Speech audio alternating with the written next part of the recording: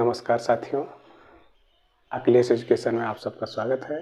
मैं राकेश आप लोगों को इसके पहले जोगी मारा गुफा के बारे में बताया था। इस समय मैं आप लोगों को भारतीय कला क्या है इसके बारे में आप लोगों को विस्तार से बताएंगे, जो कि आप लोगों को अक्सर टीजीटी और पीजीटी परीक्षाओं में क्वेश्चन बनते रहते हैं। भारतीय कला के बारे में इसमें क्या क्या वर्णन किया गया है, किस चीज़ का इसका अर्थ क्या है, इसकी परिभाषा क्या है, यह कितने प्रकार के मतलब किस भाषा में इसका वर्णन किया गया है, मतलब कैसे कैसे वर्णन किया गया, सब चीज़ इसमें विस्तार से बताया जाएगा। और कला के बारे में भारतीय कला क्या है, अब आप लोगों को हम बता रहे हैं कला के बारे में। भारतीय कला क्या है? भारतीय कला अपनी प्राचीनता और विविधता के लिए विश्वविख्यात रही, जो कि भारतीय ग्रंथों में विभिन्न प्रकार की कलाओं का उल्लेख मिलता है, जिसमें वात्सना के कामसूत्र नामक ग्रंथ में 64 प्रकार की कलाओं का वर्णन किया जाता है, जो कि 64 प्रकार की कलाओं का वर्णन किया जाता है। ऐतिहासिक काल में भारतीय कला परिपक्व हुई, मतलब ऐतिहासिक काल जो था उस समय भारतीय कला परिपक्व हुई और यह मौर्य काल, कुषाण काल और गुप्त काल में निरंतर प्रगति करती रही। मतलब कौन कौन से काल में? मौर्य काल में और कुषाण काल में और गुप्त काल में निरंतर प्रगति करती रही। और जैसे क्या होता है कि मौर्य काल में जितना विकास हुआ, उसके बाद कुषाण काल में हुआ, फिर गुप्त काल में निरंतर प्रगति करती रही। और प्रगति करते करते यह आगे बढ़ती गई कला।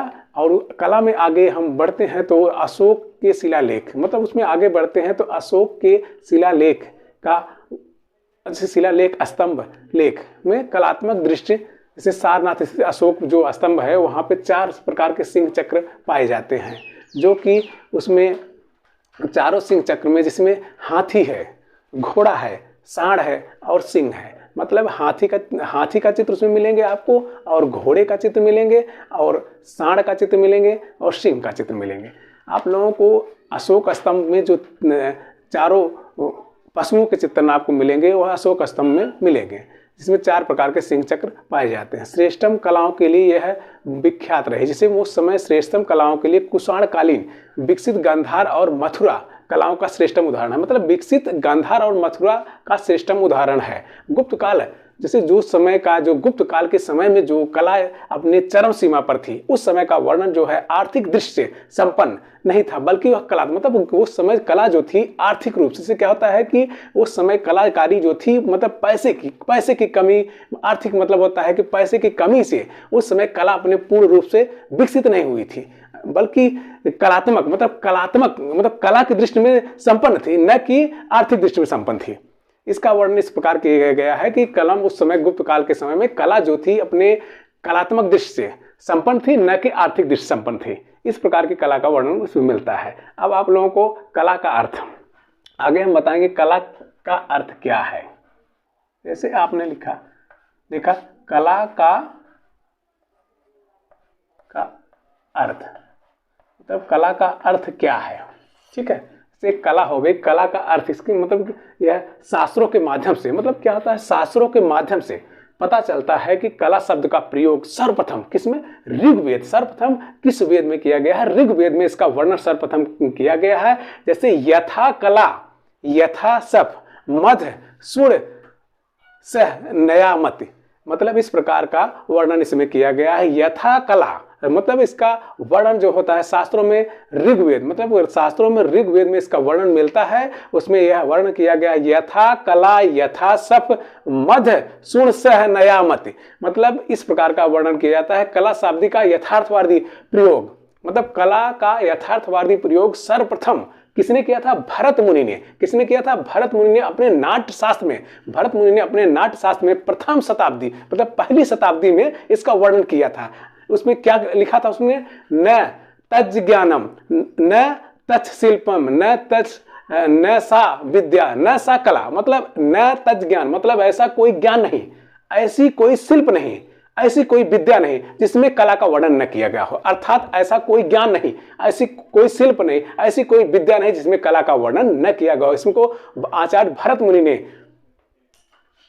अपने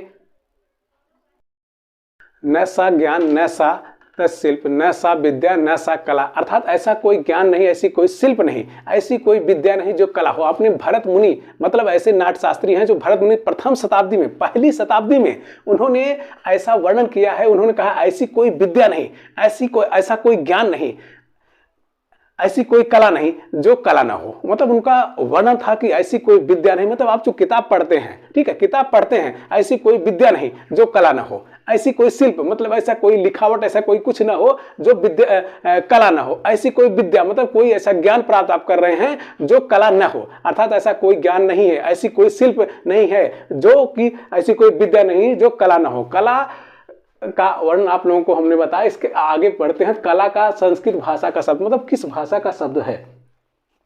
कला किस भाषा का शब्द है? मतलब कला संस्कृत भाषा का शब्द है। कल मतलब किस धातु से है? कल। कल धातु से लिया गया, इसकी उत्पत्ति मानी जाती है, जिसका अर्थ होता है प्रेरित करना, शब्द करना, बजाना, ध्वनि उत्पन्न करना इत्यादि माना जाता है। मतलब कला शब्द का प्रयोग संस्कृत भाषा में किया है। किस भाषा में किया गया? संस्कृत भाषा में। कल धातु किस धातु से लिया गया? कल धातु से लिया गया, इसकी उत्पत्ति मानी जाती है, जिसका अर्थ होता है प्रेरित करना, शब्द करना, मतलब प्रेरित मतलब आकर्षित करना। शब्द माने बोलना, जैसे बोलना होता है, बजाना जैसे कोई बजाया जाता है, जैसे हम लोग बजाते हैं, रेडियो बजाते हैं, ठीक है, या कहीं कार्यक्रम होता है, नाच गाने का कार्यक्रम होता है, बजाता है। ध्वनि मतलब आवाज, जैसे कहीं किसी चीज की आवाज निकलती है, उसका वर्णन किया जाता है, उत्पन्न होता है इत्यादि माना जाता है। इससे क्या होता है? शब्द, ध्वनि उत्पन्न करना इत्यादि माना जाता है। यह संस्कृत भाषा का शब्द है। कुछ विद्वान में इसकी उत्पत्ति कण, कुछ विद्वान जो होते हैं इसकी उत्पत्ति कण मान, कण मान क्या होता है? अंश से मानते हैं, जिसका अर्थ होता है प्रसन्न। मतलब कण माने प्रसन्न, मस्त, मतलब प्रसन्न होना, खुश दिल होना इत्यादि माना जाता है। कुछ विद्वान कंग के संबंधित मानकर इसका अर्थ आनंद के रूप में लेते हैं। कुछ विद्वान कंग को मानकर इसका अर्थ क्या लेते हैं? कंग माने आनंदित करना।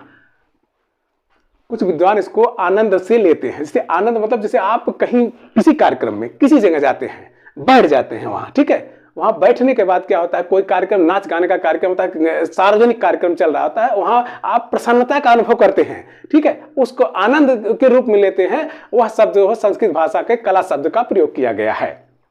आर्ट, आप लोगों को आर्ट क्या है? आर्ट क्या आप लोगों को क्या बताया? आर्ट, ART, ART मतलब आर्ट। आर्ट शब्द का प्रयोग किस शताब्दी में? तो 13वीं शताब्दी में कि प्रथम चरण में। मतलब आर्ट शब्द का प्रयोग 13वीं शताब्दी के प्रथम चरण में हुआ है, जिसकी मूल धातु अर क्या होती है? मूल धातु अर। आर्ट की मूल धातु क्या होती है? अर। क्या होती है? अर। मूल धातु होती है अर। अर धातु से AR, जिसका अर्थ होता है अर। अर मतलब क्या होता है? AR से लिया गया है, ठीक, जिसका अर्थ होता है पैदा करना। क्या करना?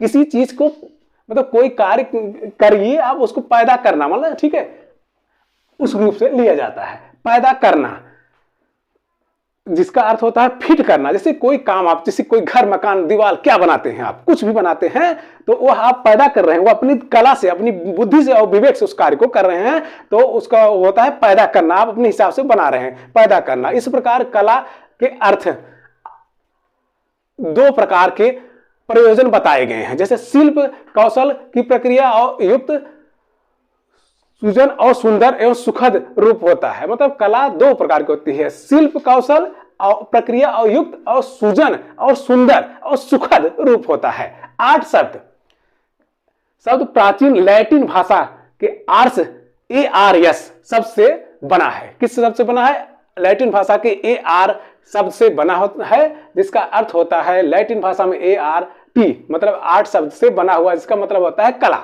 आर्ट माने कला, आप लोग समझिए। इसका आविष्कार, इसकी मतलब इसकी खोज 13वीं शताब्दी के प्रथम चरण में हुई है। मूल धातु इसकी क्या है? अर है, जिसका अर्थ होता है पैदा करना, फिट करना माना जाता है। इस प्रकार कला के अर्थ दो प्रकार के प्रयोजन बताएंगे। तो कला का प्रयोजन कितने प्रकार बताएगा? दो प्रकार का प्रयोजन बताया गया। शिल्प कौशल की प्रक्रिया से युक्त सृजन और सुंदर एवं सुखद के रूप में कला का माना जाता है, ठीक है। आर्ट शब्द का प्रयोग लैटिन भाषा के आर्ट शब्द से किया गया है, जिसका मतलब होता है कि लैटिन भाषा का इस शब्द से लिया गया है। इस शब्द का अर्थ होता है साधारण शिल्प। जैसे साधारण शिल्प में क्या होता है, स्वर्णकारी। स्वर्णकारी मतलब जैसे आप सोने का गहना, ठीक है, क्या स्वर्णकारी में सोने का गहना, समझ लिया आप, इसका मतलब होता है जैसे स्वर्णकारी में आप सोने का गहना आपने बनवाने के लिए किसी, जैसे आप साधारण भाषा में कह सकते हैं किसी सुनार को आपने दिया। सर्जरी, जैसे क्या होता है डॉक्टर द्वारा सर्जरी की जाती है। आदि दिनों तक शिल्प कला को प्राय एक ही माना जाता है, मतलब स्वर्णकारी और सर्जरी आदि मतलब उस समय की कला में जो है इस शिल्प कला को प्राय एक ही माना जाता था। लेकिन 18वीं शताब्दी में सौंदर्य शास्त्र के विचारक ने शिल्प कला और दर्शन पर कला का विभाजन किया। मतलब इन्होंने शिल्प कला को और दर्शन कला का विभाजन किया। उसको किस रूप में विभाजन किया, उपयोगी एवं ललित कला। किस रूप में, उपयोगी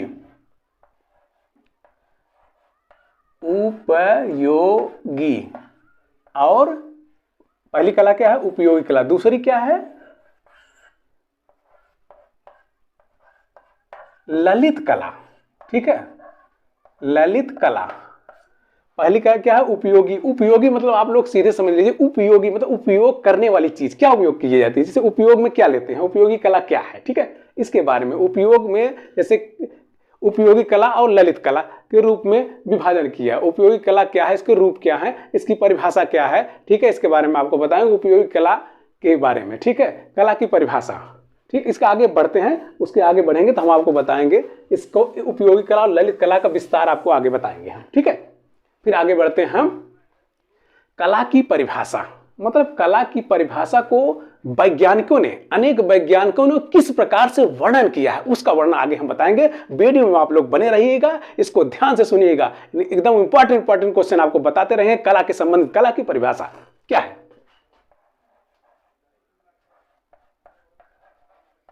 कला की परिभाषा। कला की परिभाषा, कला की परिभाषा, कला मानव की सहज, मतलब मानव द्वारा सहज अभिव्यक्ति, कल्पना, मतलब मानव द्वारा सहज अभिव्यक्त, उसकी मतलब कोई भी विचार उसके मन में आए, कोई भी कल्पना कर ले, कुछ संग जुड़ जाए, उसे हम कला कहते हैं। तब वो भाव विभक्त से श्रेष्ठतम क्या होता है, जैसे कला के मन में जुड़ जाए, उसमें क्या होता है, जैसे कला कल्पना संग जुड़ जाए, जैसे कोई सोच लीजिए, आप कुछ सोच लीजिए, सत्यम शिवम सुंदरम, क्या होता है, सत्य, और सत्य ही शिव है और सुंदर है। सत्यम शिवम सुंदरम, आपने सुना क्या, सत्यम शिवम सुंदरम, यह सत्य है और शिव है और सुंदर है, मतलब सत्यम शिवम सुंदरम की प्राप्ति होती है। आपने इसके कला की परिभाषा में आपने देखा, सत्यम शिवम सुंदरम की प्राप्ति होती है। इसमें क्या होता है, अनेक प्रकार के विचारकों का क्या मत है, जैसे रविन्द्रनाथ टैगोर का विचार आपको हम आगे बता रहे हैं। रविन्द्रनाथ टैगोर ने क्या विचार रखा है, कला में मनुष्य अपनी ही अभिव्यक्त करता है, मतलब कला में मनुष्य अपनी ही अभिव्यक्त करता है। और उसके आगे बढ़ते हैं तो प्लेटो का विचार आता है। प्लेटो ने क्या कहा है उसके बारे में आपको बताएंगे। जैसे क्या होता है, टीजीटी परीक्षा में अक्सर आप लोगों को कला, प्लेटो का क्या विचार है, कला सत्य की अनुकृत करता है, मतलब प्लेटो ने क्या विचार रखा है, कला सत्य की अनुकृत करता है, प्लेटो का विचार है। इसमें पूछ दिया आपको कला में सत्य की अनुकृत किसका विचार है, तो आप लोग क्या बताएंगे, प्लेटो का विचार है, ठीक है। जैसे कला में मनुष्य अपनी अभिव्यक्त करता है, किसका विचार है, रविन्द्रनाथ टैगोर का विचार है, ठीक है। इसके आगे बढ़ते हैं आप, अरस्तु का विचार आता है। अरस्तु ने क्या लिखा है, क्या कहा है, अनुकरण ही कला का मूल है, अनुकरण ही कला का मूल है। अरस्तु ने लिखा क्या, अगर आपको क्वेश्चन पूछ दिया क्या, अनुकरण ही कला का मूल है, किसका विचार है, तो आप लोग क्या बताएंगे, उसमें आप लोग बताएंगे यह अरस्तु का विचार है, ठीक। उसके आगे बढ़ते हैं तो फ्रायड का विचार आता है। फ्रायड ने क्या लिखा है, कला दमित वासनाओं का उभरा हुआ रूप है। कला क्या है, दमित वासनाओं का उभरा हुआ रूप है, कला दमित वासनाओं का उभरा हुआ रूप है। उसके आगे बढ़ते हैं तो हीगेल का क्या विचार है, कला आदि भौतिक सत्ता व्यक्त करने का माध्यम है। कला क्या है, आदि भौतिक सत्ता व्यक्त करने का माध्यम है। तो कला में और लोगों का विचार है, लेकिन आप लोगों को हमने जो इंपॉर्टेंट था, रविन्द्रनाथ टैगोर का, प्लेटो का, अरस्तु का, फ्रायड का, हीगेल का, इनका विचार आप लोगों को बता दिया गया है। इसके आगे आपको अब हम बताएंगे कला का वर्गीकरण, मतलब कला का वर्गीकरण क्या है, इसके बारे में आपको बताएंगे। कला की परिभाषा आप लोगों ने सुन लिया, समझ लिया, इसके बाद अब कला का वर्गीकरण आपको बताएंगे।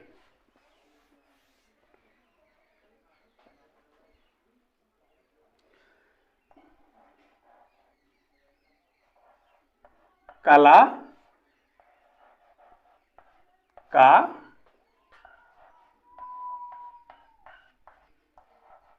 वर्गीकरण, मतलब कला का वर्गीकरण कैसे किया गया है, किस प्रकार से किया गया है, इसमें क्या क्या मतलब कि कितने भागों में कितने प्रकार का वर्णन किया गया है, कला का वर्गीकरण मतलब इसको विस्तारित किया गया है, किस रूप में कहां कहां कला, किस रूप में कैसे कैसे कला है। ठीक है, वात्स्यना के कामसूत्र में, वात्सायन के कामसूत्र में कितनी कलाओं का वर्णन किया गया, 64 कलाओं का वर्णन किया गया। जैसे आप लोग क्वेश्चन टीजीटी में पूछ दिया वात्स्यना के कामसूत्र में कितनी कलाओं का वर्णन किया गया, तो आप लोग सीधे एक स्वर में एक ही टिक लगाएंगे कि 64 कलाओं का वर्णन किया जाता है। इसमें 64 प्रकार की कलाएं पाई जाती है। इसमें क्या है, जैसे गीत गौने, गीत बजाना, गाना, जैसे नाटक, जो भी है, नाटक, नृत्य है, आलेख है, कर्म है, शयन है, रचना है, उदक है, वाद है, इस प्रकार का वर्णन किया जाता है जो कला का वर्गीकरण में आता है। ठीक है, इसके आगे बढ़ते हैं तो क्षेमेंद्र ने, क्या है, एक विचारक है क्षेमेंद्र ने अपनी पुस्तक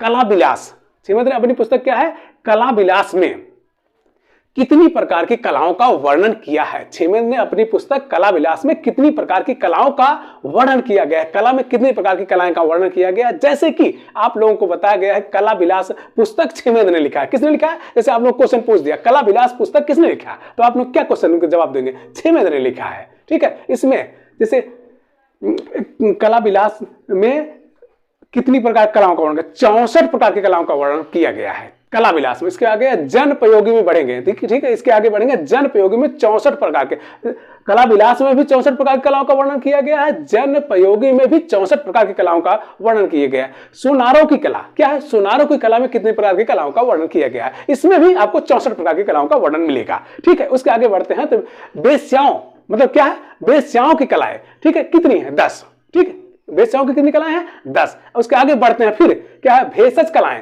भेषज कलाएं में कितनी है, 16। कितनी प्रकार की कलाएं हैं, 16 प्रकार की कलाएं पाई जाती हैं भेषज में। अब उसके बाद आगे बढ़ते हैं कायस्थों की कलाएं, कायस्थों में कितनी है, 100 प्रकार की कलाएं पाई जाती हैं, सार कलाएं तथा मतलब 100 प्रकार की कलाएं कायस्थों में, मतलब कायस्थों में कितनी प्रकार की कलाएं पाई जाती हैं, 100 प्रकार की कलाएं पाई जाती हैं। ठीक है, उसके आगे बढ़ते हैं तो सार कलाएं तथा 32 प्रकार की कलाएं अर्थ, धर्म, काम और मोक्ष संबंधी कलाएं पाई जाती हैं। ठीक है, आप लोगों को कभी कभी ऐसा क्वेश्चन भी बन जाता है, अर्थ, धर्म संबंधी, काम, मोक्ष संबंधी कलाएं कितनी हैं, आप लोग क्या बताएंगे, 32 प्रकार की कलाएं होती हैं। जैसे कुछ क्वेश्चन एक भी बन जाता है, जैसे कि भेषज कलाएं कितनी हैं, ठीक, 16। कितनी है, 16। ठीक है, ऐसे ऐसे क्वेश्चन टीजीटी में बनते रहते हैं। ठीक है, कला के बारे में, ठीक है, कितनी प्रकार की कलाएं हैं, किस मतलब कायस्थों की कितनी है, सोनारों की कितनी है, वेश्याओं की कितनी है, और भेषज की कितनी है, कायस्थों की कितनी है, अर्थ, धर्म, काम, मोक्ष संबंधी कितनी कलाएं हैं, इन सब का वर्णन ऐसे पूछा जाता रहता है। ठीक है, इसके आगे बढ़ते हैं, कुछ विद्वानों ने 3 कलाओं को मानते हैं। ठीक है, कुछ विद्वान, जैसे क्षेमेंद्र ने अपनी पुस्तक में इतनी प्रकार की कलाओं का वर्णन किया है, कुछ विद्वान कहते हैं 3 ही कला मानते हैं। कितनी कला मानते हैं, 3 कला। कौन कौन सी, 3 कला मानते हैं, जिसमें क्या है, संगीत, क्या है, संगीत, और दूसरा क्या है, काव्य, तीसरा क्या है, चित्र।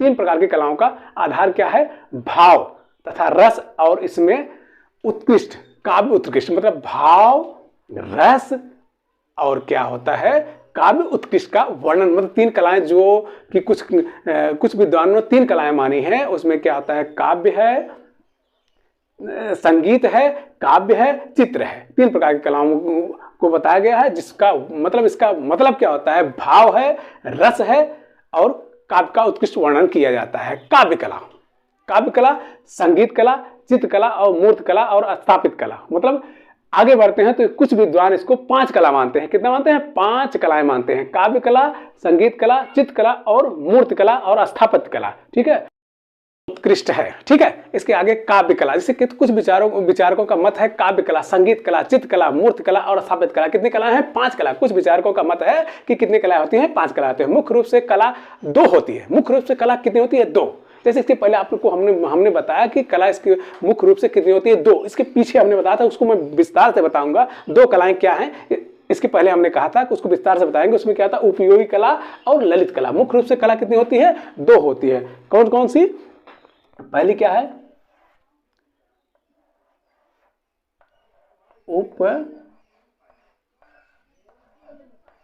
उपयोगी कला। क्या है, उपयोगी कला। ठीक है, पहली क्या है? उपयोगी कला। दूसरी क्या है? ललित कला। क्या है दूसरी? क्या है? ललित कला।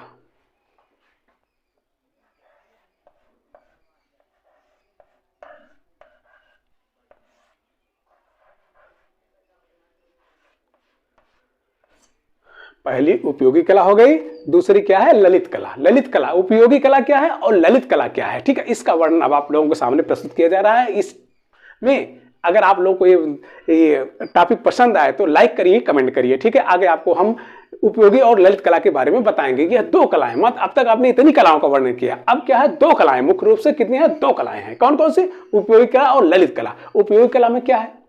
जैसे कि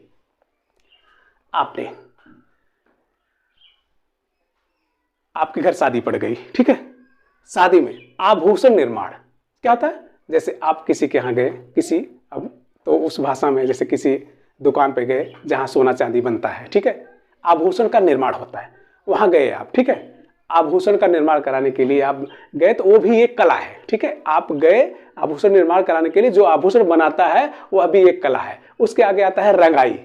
रंगाई जिससे क्या होता है कि उसकी रंगाई, जैसे आभूषण बन गया, जो भी बन गया, घर बन गया, मकान बन गया। ठीक है, उसकी रंगाई क्या होता है? सफेद चूना मरवा दिए। ठीक है, सफेद चूने से उसको कलर करा दिए। ठीक है, रंगाई। छपाई, छपाई क्या होता है? जैसे प्रिंटिंग प्रेस पे आप कोई विज्ञापन निकालना हो, कुछ भी करना होता है, प्रिंटिंग प्रेस पर उसकी छपाई की जाती है। बढ़ईगिरी। बढ़ईगिरी क्या है? जैसे आप लकड़ी का, क्या है? लकड़ी का सामान कुछ बनाते हैं तो उसको बढ़ई द्वारा हम बनाते हैं। ठीक है, एवं व्यवसायिक कला, यह सब क्या होता है? यह व्यवसायिक कला हो गई। ठीक है, व्यवसाय, इसमें हम लोग व्यवसाय करते हैं। क्या करते हैं? इस कला को उपयोगी कला जो होती है, उपयोग माने आप लोग सीधे समझ गए। उपयोग मतलब क्या होता है? जो हम उपयोग करते हैं, जिस चीज का हम उपयोग करते हैं वह उपयोगी कला में आती है। ठीक है, ठीक, उसमें क्या मिलता है आपको? उपयोगी कला में आपको भौतिक सुख की प्राप्ति होती है। जो उपयोग की वस्तुएं होती है उसमें भौतिक सुख की प्राप्ति होती है। ठीक है, किस चीज की प्राप्ति होती है? भौतिक सुख की प्राप्ति होती है। उपयोगी कला में आपको भौतिक सुख की प्राप्ति होती है। जैसे आपको पूछ दिया उपयोगी कला में किस सुख की प्राप्ति होती है, तो आप सीधा क्वेश्चन में करेंगे भौतिक सुख की प्राप्ति होती है। या उपयोगी कला में किस चीज का निर्माण होता है? आभूषण का निर्माण होता है, रंगाई, छपाई, बढ़ईगिरी और मतलब बढ़ईगिरी एवं व्यवसायिक कला, मतलब इसको व्यवसाय के रूप में हम विस्तारित करते हैं। ठीक है, इसके आगे बढ़ते हैं। ललित कला क्या है? ललित कला। ठीक है, इसके आगे नीचे आता है, दूसरा क्वेश्चन पे आते हैं, दूसरे नंबर पे आते हैं, तो क्या आता है? ललित कला। ललित कला के अंतर्गत क्या आता है? ललित कला के अंतर्गत आत्मिक, मतलब ललित कला जो होती है आत्मिक सुख मिलता है। इसमें क्या होता है? आत्मिक सुख मिलता है। ललित कला का नाम आते ही आत्मिक सुख की प्राप्ति होता है। ललित कलाओं का एकमात्र उद्देश्य होता है केवल मानसिक, मतलब ललित कला का उद्देश्य होता है मानसिक और धार्मिक और आध्यात्मिक आनंद की प्राप्ति होती है। जैसे कि चित्रकला, जैसे चित्रकला बनता है, चित्रकारी होती है, चित्रकला बनता है।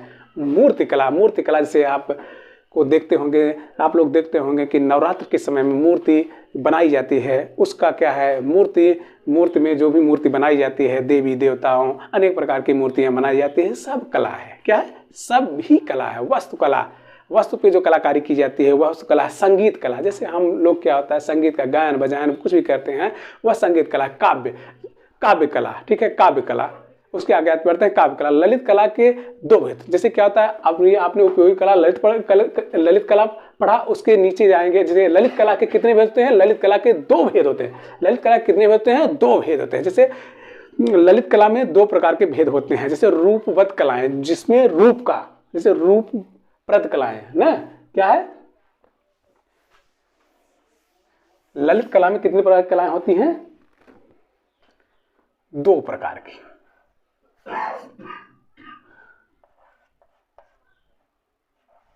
ललित कला में कितने प्रकार की कलाएं होती हैं? कि कलाएं होती हैं। कितने प्रकार की कलाएं होती हैं? दो प्रकार की। कितने प्रकार की? दो प्रकार की। पहला क्या है?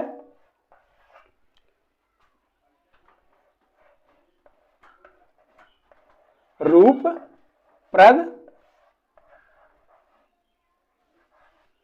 कलाएं। कौन सी? रूपप्रद कलाएं। दूसरा क्या है? अरूप। दूसरा क्या है? एक रूप जिसका रूप हो, ठीक, क्या है? जिसका रूप हो। और दूसरा क्या है? अरूपप्रद कलाएं। दूसरा क्या है?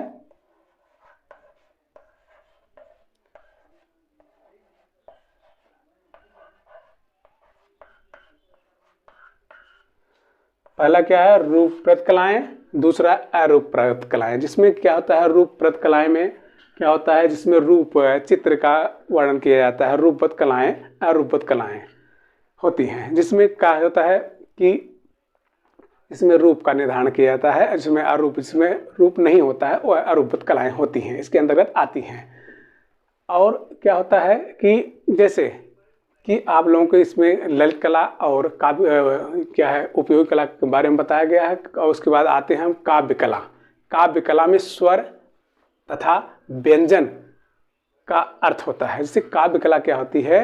उसमें स्वर और व्यंजन का अर्थ होता है। उसके आगे बढ़ते हैं संगीत कला। संगीत में क्या होता है? स्वर और नाद होते हैं। जैसे आपने पूछ दिया संगीत कला में क्या होता है, तो आप लोग टीजीटी में पूछेगा, इससे क्वेश्चन बन गया स्वर संगीत कला के क्या है, मतलब कि किस क्या है, तो आप बताएंगे उसमें स्वर और नाद होते हैं। चित्रकला में क्या होता है? जैसे चित्रकारी होती है, चित्रकला में क्या होता है? रंग। जैसे चित्रकला का नाम आ गया, तो चित्रकला में क्या होता है? रंग और ब्रश का इस्तेमाल किया जाता है। इसमें रंग, जैसे क्या होता है? रंग जो होता है कलर, जिसको बोलते हैं कलर कर, जैसे कि दीवार रंगना होता है, जैसे कोई चित्र बना रहे हैं, उसमें कलर कर रहे जो रंग का प्रयोग किया जाता है और ब्रश का प्रयोग किया जाता है, और चित्रकला में। मूर्तिकला में क्या होता है? पत्थर और औजार। मूर्तिकला क्या होती है? वो पत्थर से पत्थर तो पत्थर ही होता है, उसको हम लोग क्या करते हैं? जैसे उसको काट के, ठीक है, काट के उसको हम एक रूप बना देते हैं। जैसे एक किसी का स्त्री का रूप हो गया, मनुष्य का रूप हो गया, उस समय की में जो भी प्रचलित लोग हुए होंगे, जो भी प्रचलित चीजें होंगी, उसका निर्माण किया जाता है। और वास्तुकला, उसके आगे बढ़ते हैं तो वास्तुकला में क्या होता है? चूना तथा मिट्टी का आदि का प्रयोग किया जाता है। वास्तुकला में क्या होता है? चूना और मिट्टी आदि का प्रयोग किया जाता है। जो कि आप लोगों को वास्तुकला में चूना और मिट्टी, जैसे मिट्टी की मूर्ति बन गई, उसमें चूना लगा दिया गया, ठीक है, वास्तुकला में इसका प्रयोग किया जाता है। जैसे कि आप लोगों को आगे हम और बताएंगे विस्तार से कैसे कैसे क्या होता है, टीजीटी में किस प्रकार के क्वेश्चन बनते रहते हैं, जो कि अक्सर परीक्षाओं में पूछे जाते रहते हैं। वास्तुकला में क्या होता है? चूना और तथा मिट्टी का प्रयोग किया जाता है। वास्तुकला में चूना और मिट्टी का प्रयोग किया जाता है। इस प्रकार से आप लोगों ने कला के बारे में आपको बताया। हमने भारतीय कला क्या है इसके बारे में भी आप लोगों को विस्तार से बताया गया। कला की परिभाषा, कला का वर्गीकरण, कला कितने प्रकार के होते हैं, किसके कितने रूप होते हैं, कितने प्रकार की विशेषताएं होती हैं, क्या होता है, कला कहाँ प्रयोग की जाती है, कहाँ नहीं प्रयोग की जाती है, क्या भाव है, क्या इसकी कितनी कलाएं होती हैं, कितने रंग होते हैं, कितने भेद होते हैं, और छेमेद ने क्या कलाओं का वर्णन किया है, कितनी प्रकार की, जैसे आप लोगों को बताया गया कला विलास में कितनी प्रकार की कलाओं का वर्णन किया गया है, जैसे उसमें क्या क्या कलाओं का वर्णन किया है उसके बारे में बताया गया। इस प्रकार से हर प्रकार की कलाओं का वर्णन किया गया है, क्या है, परीक्षा में कैसे पूछा जाता है, उस प्रकार से बताया गया है। इसके आगे आप लोगों को फिर कला का वर्गीकरण है, और क्या है, भारतीय कला की परिभाषा है, और कला कितने प्रकार की होती है, इस सब के बारे में बताया गया है। इसलिए आप लोगों को ये क्लास जो है अगर अच्छी लगी तो आप लोग लाइक करिएगा, कमेंट करिएगा, और हमको आप कमेंट करेंगे तो हमको जो भी इसमें त्रुटियां होंगी उसमें सुधार करने का मौका मिलेगा। इसके लिए धन्यवाद। ठीक है, इसलिए धन्यवाद, आप लोगों का बहुत बहुत आभार। आप लोग इसको लाइक करिए, कमेंट करिए, शेयर करिए। धन्यवाद, नमस्कार।